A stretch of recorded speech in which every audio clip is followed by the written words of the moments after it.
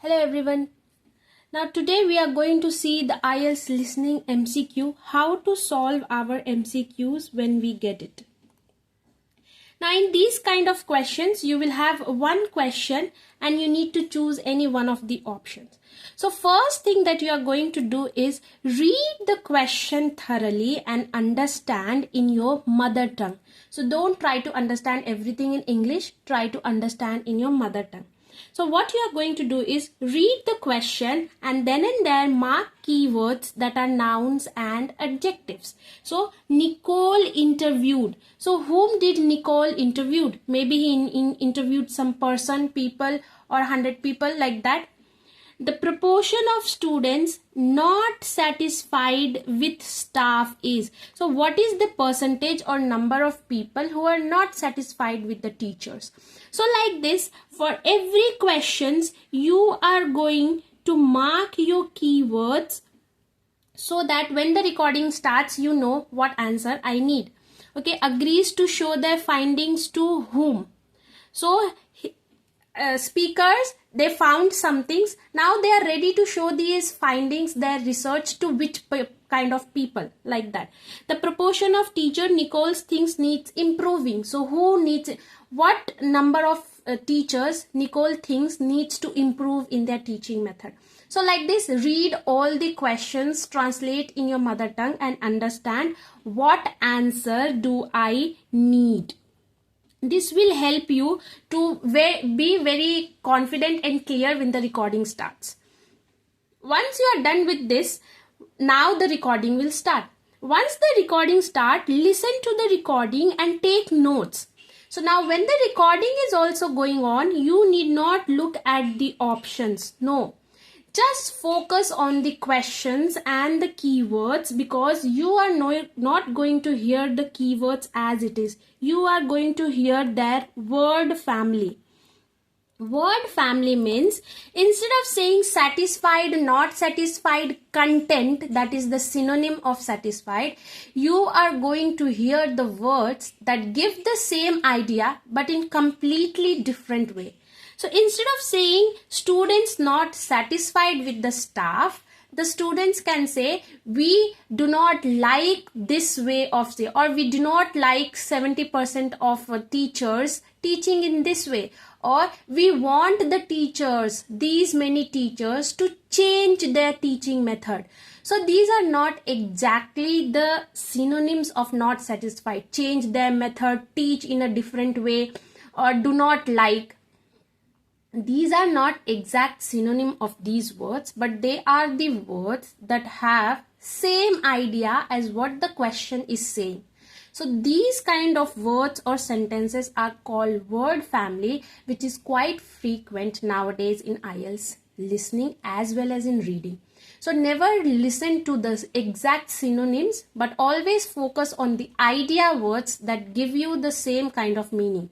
Now, because it is this kind of paraphrasing, if we look at the options, till we recognize the same, what the question and or what the option is saying are similar, we will miss and the recording will go to the next question and we will be confused whether it is saying about this question or the next one. So in order to avoid all these confusion, do not look at the options till the end. First, translate all the questions in your mother tongue, mark the keywords. Then once the recording starts, listen to the recording and take notes nearby as to which one you think can be the possible answer. So don't look at the options. Write down all the numbers or percentage that you think is what the correct answer is. So the proportion of students, so maybe you hear that it should be 50% or something like that. Write it down there, because the options will have all the things that the recording is saying. So if you look at the options, it will confuse you. So only take down notes what they are saying. Now at the end, they will say you have some time to check the answer. So 20 to 30 seconds. Now that is the time where you are going to match the notes that you have taken with the options. So either you are going to choose the correct one or you are going to eliminate the wrong ones. So like this, you will get to the correct options. 90% time you will get to the correct option if you are taking down notes and matching it at the end. So if you want to solve MCQs completely without confusing or missing out, this is how you should solve. Do not look at the options at all.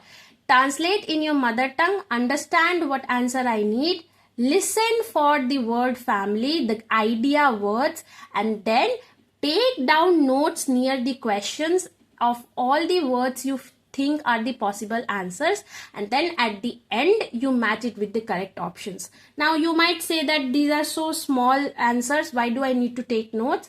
Now for smaller ones you don't take notes, okay fine, but when the option is very long, taking down notes becomes mandatory, because only then you will not be confused and you'll get to the correct option.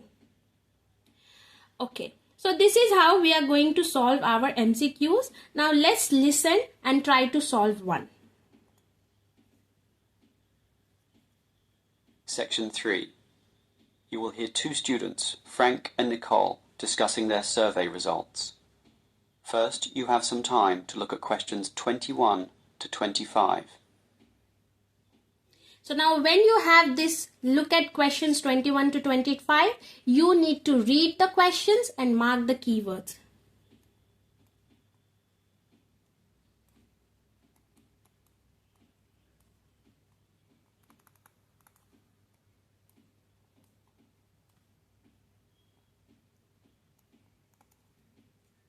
Now listen carefully and answer questions 21 to 25. Okay, Nicole. Did you interview the required 50 people? Yes, I have them all here. I had intended to talk to over 50 actually, but I could only talk to 46 in the end, all students from the university. It should be fine for our purposes, and it was interesting actually to hear what they said. I was hoping for 50 to make a round number. Better for statistical purposes, but 46 should be okay. I think so. What was interesting was that many of them were not happy with the staff here. Really? What proportion? Well, 1/4 of them said the staff were okay, and another 10% said they were good, which together makes about 1/3. So basically the rest of the people I interviewed weren't happy in this respect. So, what was the main cause of complaint? Well, it's rather mixed. A lot of the foreign students complained about the homestay accommodation and the attitude of the homestay officers when dealing with these issues. Most of the foreign students said this actually, but the bulk of the mainstream students had concerns with the attitude of the teachers. It seems they feel the teachers don't care enough, and facilities weren't that important, relatively speaking. I think the teachers here are okay. Don't you think so, Nicole? Personally, I'd say most of them are fine. But obviously there are a few I'd say need to improve in their commitment to helping students. Oh, not many though. Only about 10% maybe. More, I'd say. At least 1/3. Okay. So now when you were hearing the recording, as you can see, we have taken down notes. Now, when you heard the recording, you saw that every options were being talked and trying to confuse you. So if we look at the options, we are going to be very confused. Like she said 1/4, she said 1/3, she said 2/3 also. So now if we are looking at all the options and we forget the question, this is what happens. We completely get confused. So to avoid that, my focus was not at all on the option, but I was focused only on taking down notes which I felt was the correct answer. So when she said, did you take 50 students interview? She said, I tried. She said, I tried. I wanted to do over 50, but I could do only 46. So she wanted to do more than 50, and the person, the male, also wanted her to do more than 50 so that it will be good for their research or something. But due to some issues or something, she was only able to do 46 students. So less than 50. 46 means less than 50. So this will be your correct answer, not over 50, because this was only she wanted. Our question is how many she interviewed. So she wanted to do more than 50, but she was not able to do even 50 because she had time only for 46. So you can get to the correct option based on the notes you have written. If you only heard the recording and you were looking at the options, it will only confuse you. So to avoid that confusion, you will only do the notes. And at the end, when you have some time, you will match the note with the correct option. Similarly, second one, we did not hear not satisfied. We hear most of them were not happy. Now she did not say how many percentage were not happy. She said first how many are happy. So 1/3 or something are said okay. Third said okay. Okay, so most of them, 1/4, 1/3, all of them said okay. So when you combine all that, you will get to the another answer. Okay, I'm not good with math, so just see. She says 1/4 said it was okay. So this cannot be your option. And third said something. So this also she's saying it said okay. So because I'm not good at maths, I'm just going with this and I will choose option B because that is what is not said by her. So rest of them said they need to improve. So 1/4 and third are okay. So if they say that something is good, it is good. That means they are happy with it. But our question is not satisfied. So we will only go with something which is not satisfied. So like this, if you do for every answers, you are going to get to the correct options without being confused or without missing any one of the options, because you know that now the question is talking about this and then only they are going to talk about what area they are concerned about. So this is the way you should solve your MCQs.